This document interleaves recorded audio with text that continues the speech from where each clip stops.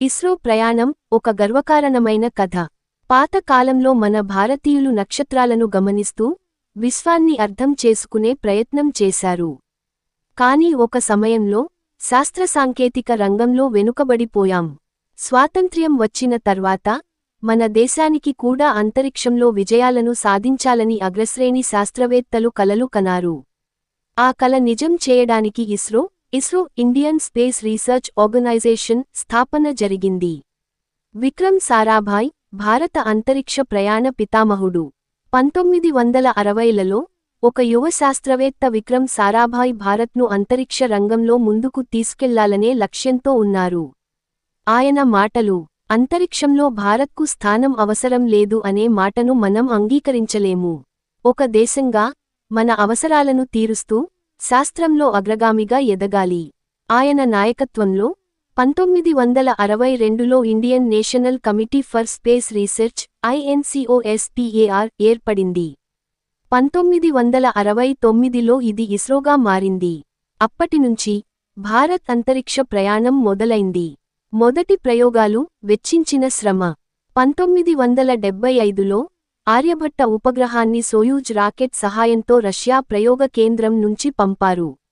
ఇది భారత్కు అంతరిక్షంలో మొదటి అడుగు.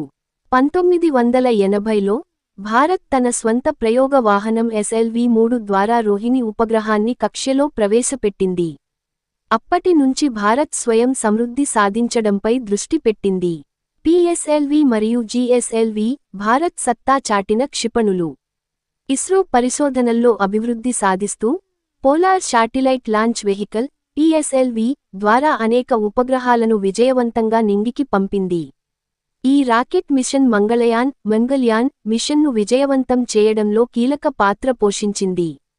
Geosynchronous satellite launch vehicle GSLV వాణిజ్య ఉపగ్రహాలను కక్ష్యలోకి ప్రవేశపెట్టేందుకు మద్దతుగా అభివృద్ధి చేయబడింది. చంద్రయాన్ మరియు మంగళయాన్ భారత విజయం. 2008లో చంద్రయాన్-1 చంద్రుడిపై నీటి ఆనవాళ్లు కనుగొని ప్రపంచాన్ని ఆశ్చర్యపరిచింది. 2013లో Mangalyaan Mars Orbiter Mission MOM ద్వారా అతి తక్కువ ఖర్చుతో కేవలం మొదటి ప్రయత్నంలోనే అంగారక గ్రహాన్ని చేరిన మొదటి దేశంగా భారత్ రికార్డు సృష్టించింది. గగన్యాన్ మరియు భవిష్యత్తు ప్రణాళికలు.